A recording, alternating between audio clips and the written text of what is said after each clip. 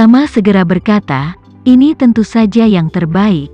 Mengatakan itu dia menambahkan, "Karena kita menggunakan grup Hosuton sebagai penerima pembayaran, maka harus ada kontrak hutang antara grup Houston dan keluarga sisi keluarga Renza ini, makanya saya menyarankan agar mereka menandatangani perjanjian elektronik untuk memastikan legalitas semuanya, sehingga ketika mereka pergi ke pengadilan di masa depan, mereka akan memiliki kepastian yang cukup."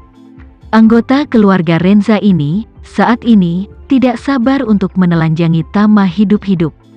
Karena orang ini tidak hanya menyerahkan pisau kepada Yoshua untuk menyembelih kerabatnya sendiri, tetapi juga memberitahu dia dari mana pisau itu paling tajam, paling akurat, paling kejam.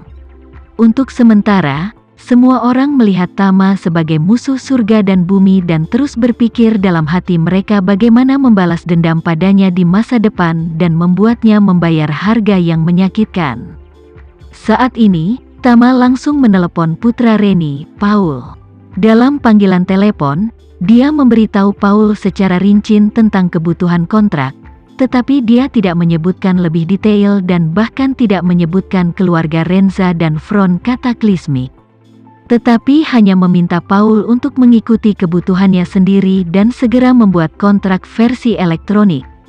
Paul telah menjadi pengacara selama bertahun-tahun. Pada dasarnya, untuk semua jenis kontrak, ia memiliki model yang sangat ketat. Setelah mengetahui semua kebutuhan Tama, ia memodifikasi template kontrak dengan perubahan tertentu dan kemudian mengirimkan kontrak tersebut ke Tama. Setelah Tama mendapatkan kontrak di tangannya, dia membacanya sekali dan menemukan bahwa tidak ada masalah atau bug di dalamnya, lalu dia menyerahkannya kepada Yoshua.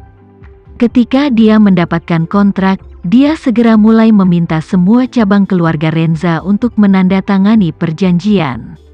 Cabang keluarga Renza ini tidak berani menolak, jadi mereka selesai menandatangani perjanjian secara elektronik, dan pihak pertama dalam perjanjian itu adalah Thomas Houston Group.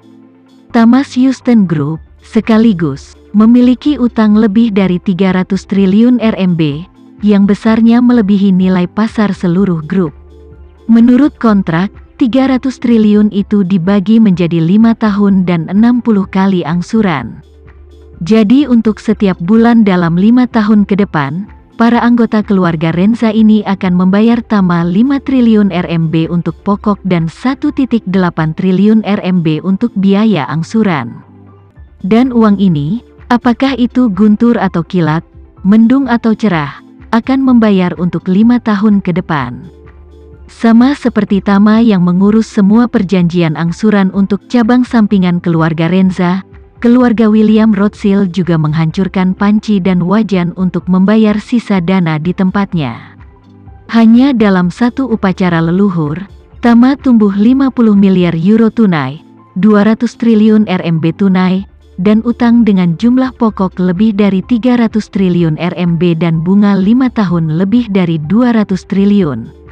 Dia akhirnya mengerti mengapa banyak kaisar dalam sejarah sangat suka mengeksploitasi berbagai raja bawahan, dan bahkan seringkali berbagai raja bawahan ditangkap dan dipenggal, terutama karena raja-raja bawahan ini adalah kubah bergerak, gemuk dan berminyak. Jika mereka setia kepada penguasa, maka semuanya baik-baik saja. Tetapi jika mereka bahkan tidak memiliki ide dasar kesetiaan kepada penguasa, lalu apa lagi yang harus ditunggu jika tidak menyerbu rumah mereka? Jika dia tidak menyerbu rumah mereka dan memotong kekuatan mereka tepat waktu, mungkin mereka akan mendapatkan ide tentang tahta suatu saat. Setelah menemani Tama selama setengah hari, melihat bahwa debu telah hilang, Yoshua datang kepadanya dan bertanya dengan suara rendah di telinganya, "Tuan Renza, kapan kamu akan mengatakan yang sebenarnya kepada mereka?" Tama dengan santai berkata, "Tidak perlu terburu-buru, masalah belum selesai, nanti kamu bisa meminta mereka semua untuk mulai dari kaki Gunung DR, 3 langkah dan 1 koutau untuk mereka mendaki gunung. Aku akan menunggu mereka di atas sana." Yoshua berkata, "Tuan Renza, setidaknya butuh setengah hari untuk mendaki dari sini, saya khawatir hari akan gelap saat mereka naik. Mengapa Anda tidak kembali dan istirahat dulu?" Saya akan menjemput Anda ketika mereka sudah selesai. Tama menggelengkan kepalanya, berkata dengan lembut, tidak perlu. Saya akan menunggu mereka di gunung. Mereka mendaki kali ini. Saya juga kebetulan menemani orang tua saya. Ketika mereka naik, saya akan mengungkapkan misterinya. Mengatakan itu, dia menambahkan, Yoshua, kamu tidak perlu tinggal di Gunung DR. Pertama pergi untuk menemukan kuburan yang baik untuk orang tuamu, sesegera mungkin, biarkan keduanya dimakamkan dengan damai. Sisi ini hanya untuk meninggalkan beberapa tenaga kerja baik-baik saja. Meskipun dia yakin dan bersedia, dia masih merasa sangat bersalah pada orang tuanya karena peti mati mereka juga berada di Gunung DR. Awalnya berpikir sesegera mungkin untuk membiarkan orang tuanya ke tanah, tetapi Tama tidak mengucapkan sepatah kata pun. Dia juga tidak berani berbicara. Sekarang Tama mengambil inisiatif untuk mengatakannya. Dia secara alami sangat berterima kasih di dalam hatinya. Jadi, dia tergerak untuk mengatakan, terima kasih, Tuan Renza, maka saya akan turun ke gunung untuk mengurus urusan orang tua saya. Jika ada kebutuhan, Anda selalu dapat menginstruksikan orang-orang dari front kataklismik, atau hubungi saya langsung, saya pasti akan datang secepat mungkin. Tama tersenyum tipis dan berkata, tidak perlu, kamu lanjutkan dan lakukan bisnismu. Kali ini kamu mengambil kesempatan untuk mengangkat peti mati orang tuamu, mengganggu kedamaian dua orang tua, memang terlalu gegabah. Masuk kembali ke bumi di perdamaian, atau pekerjaan yang baik, juga merupakan semacam kompensasi. Yoshua merasa malu dan menganggukkan kepalanya berulang kali. Dia tidak tahu ketergesaan dan perilaku tidak berbaktinya akan sampai pada titik seperti itu. Hatinya telah lama menyesal berkali-kali, sekarang hanya ingin melakukan yang terbaik untuk menebus kesalahan. Jadi mendengar kata-kata Tama, hatinya bahkan lebih malu, dan buru-buru berkata, Tuan Renza, Anda benar, bawahan pasti akan melakukannya dengan benar. Tama sedikit mengangguk dan berkata, kamu tidak perlu khawatir tentang hal-hal ini. Nanti, beritahu orang-orang keluarga Renza bahwa aku akan memutuskan segalanya di Gunung DR, dan kemudian kamu bisa pergi dulu. Yoshua sibuk berkata, bawahanmu akan melakukannya. Sementara Tama dan Yoshua berbisik, 700 atau lebih anggota garis samping keluarga Renza dengan cemas dan diam-diam mengukur keduanya.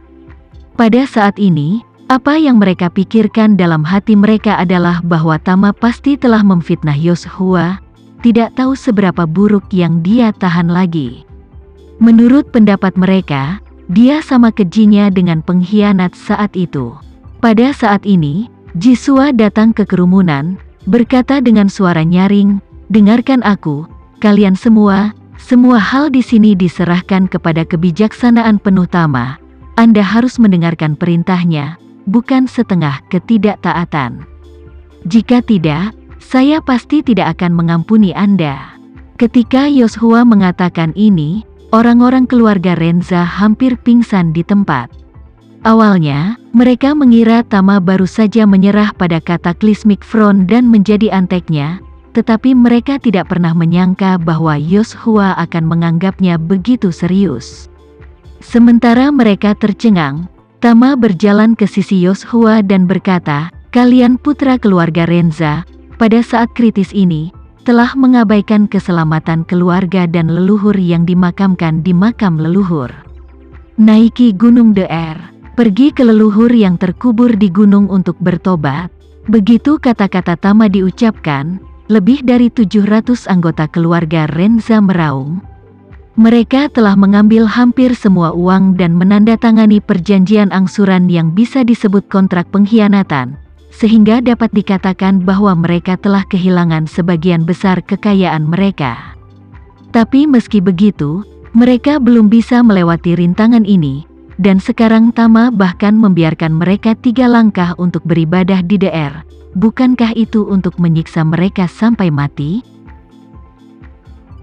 Sekian dulu ya video kali ini, kita lanjutkan lagi videonya di lain waktu. Oh iya, bagaimana menurut kalian? Semoga bisa sedikit menghibur kalian semua. Untuk teman-teman yang baru nonton, jangan lupa subscribe ya, hehehe. Dan kalau teman-teman ada yang ingin gabung langganan, bisa langsung gabung saja untuk dapat fitur yang menarik dan sedikit membantu Mimin. Terima kasih banyak sudah menonton, sampai jumpa lagi, bye.